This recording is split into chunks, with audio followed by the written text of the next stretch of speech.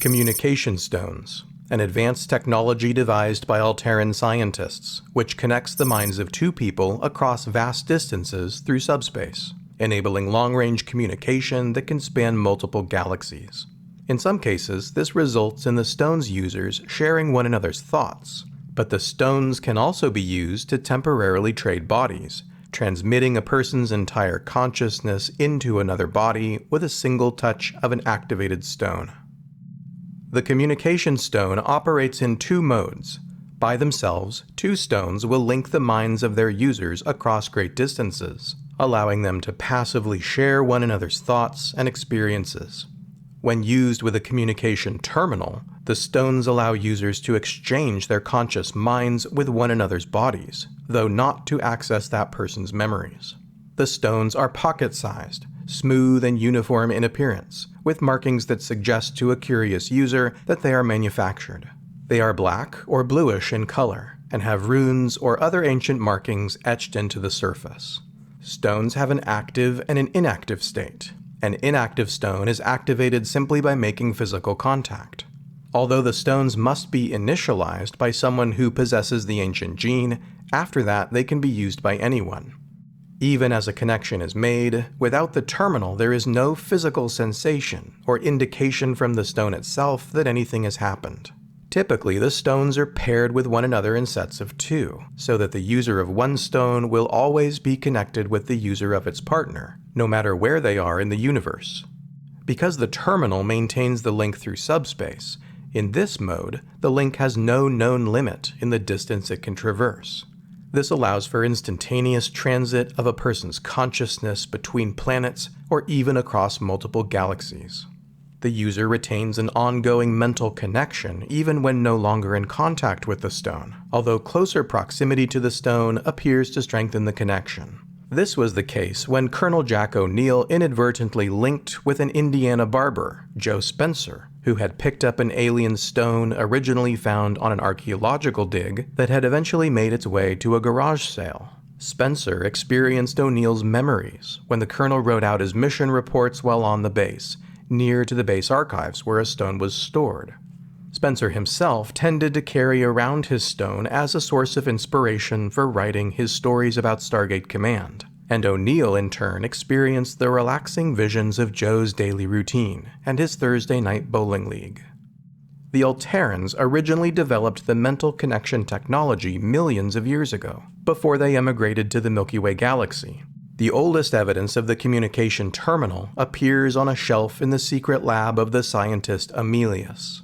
Among his other inventions was a mind manipulation device called the Ark of Truth, and, based on concept sketches, perhaps even the Stargates themselves. When the Alterrans departed their homeworld, they left behind at least one of the communication terminals. Over countless millennia, this artifact was passed down by those who were sympathetic with the Alterrans, as a resistance movement gradually formed against their intellectual adversaries, the Ori. SG-1 first encountered the stones on P3R-233, a planet whose inhabitants had collected various artifacts from planets across the galaxy, including the Quantum Mirror. A single stone was among the artifacts brought back to Stargate Command for cataloging and study, but without a terminal device, they had no indication that the stones were in fact an active piece of advanced technology. A terminal was eventually discovered on Earth, in a secret vault hidden by the ancient Merlin inside a cave beneath Glastonbury, England. Daniel Jackson recognized that the row of recessed spaces around the terminal are the same size as the communication stones. He and Vala Maldoran tested the compatibility of the devices, each placing a stone into a slot. In a matter of moments, they found themselves occupying the bodies of two villagers in the Ori home galaxy. Herod and Salas were historians, and had come into possession of communication stones that evidently were paired with the Glastonbury terminal. This allowed Daniel and Vala to move freely through their town, and to learn about the Ori, their values, and their hostile intentions toward the people of the Milky Way galaxy. But Herod and Salas did not occupy their bodies in turn. Instead, their conscious minds may have been temporarily suppressed, as Daniel and Vala's bodies lie unconscious back on Earth. The reasons for this one-way communication are unknown. The fact that Daniel and Vala were bonded at the time with Cormac bracelets may have interfered with a bidirectional transference of consciousness. Perhaps the stones Herod and Salas possessed were paired with the terminal itself, but not with the stones Daniel and Vala were using. Or it may be simply because Herod and Salas had stones that were millions of years older, and either made to work differently or no longer fully functional. When the communication terminal is activated, the large blue crystal at the top illuminates. The device draws its power directly from subspace, and also utilizes subspace to make its mental connection. The terminal's external surface lacks any evident controls for safely deactivating the connection, and the stones cannot be physically pried loose. With Daniel and Vala's lives on the line, Stargate Command was forced to destroy the terminal in order to break the link.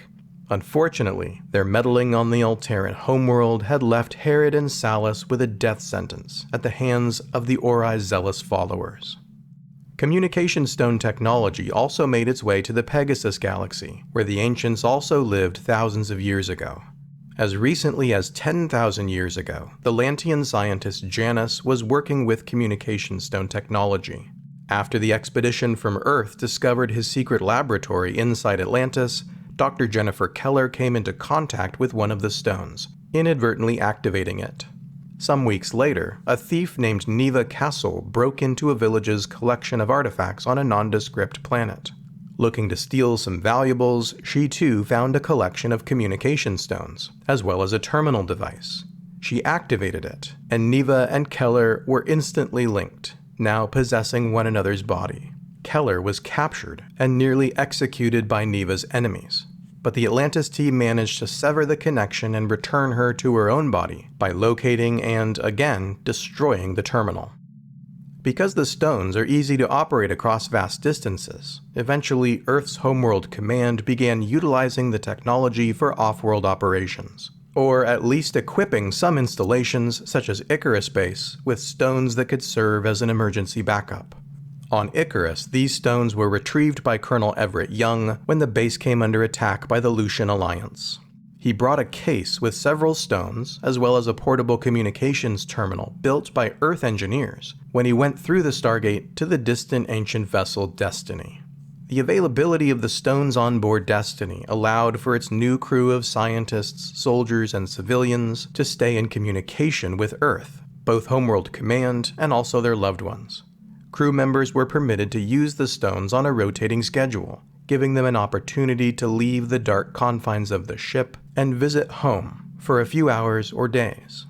Many family members were briefed on the top-secret mission, so that when their loved one returned home in the body of a stranger, they would know who they were actually talking to.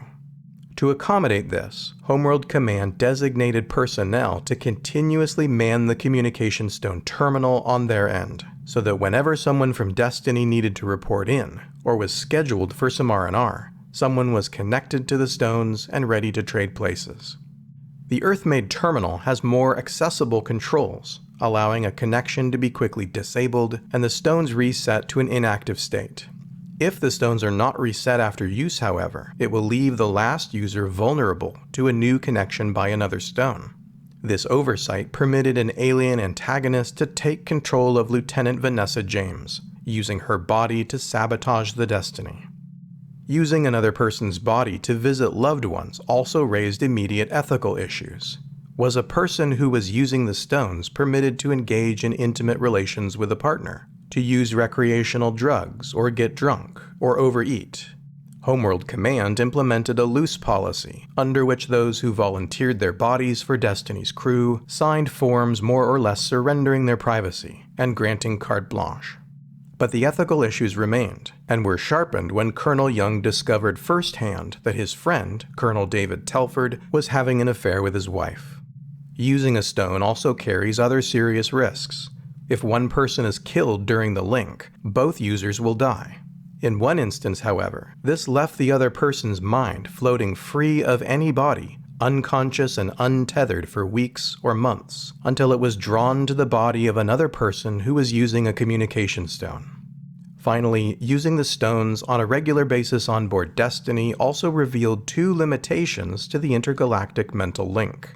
While the connection could be enabled, both in FTL flight and in normal space, The ship's transition between the two causes a disruption. Users' conscious minds are instantly returned to their own bodies, though only for a few seconds. Then the link is automatically restored again, typically leaving the users disoriented. In one case, however, these precious seconds permitted Destiny to send a message back to Earth so that a Lucian Alliance bomb could be disarmed.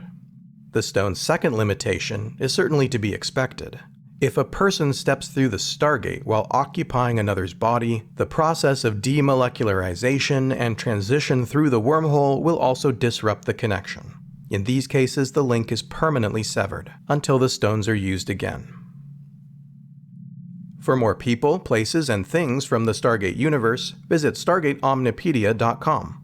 If you want to support Gateworld on YouTube, like this video and leave a comment. Check out this playlist for more videos from the Stargate Omnipedia.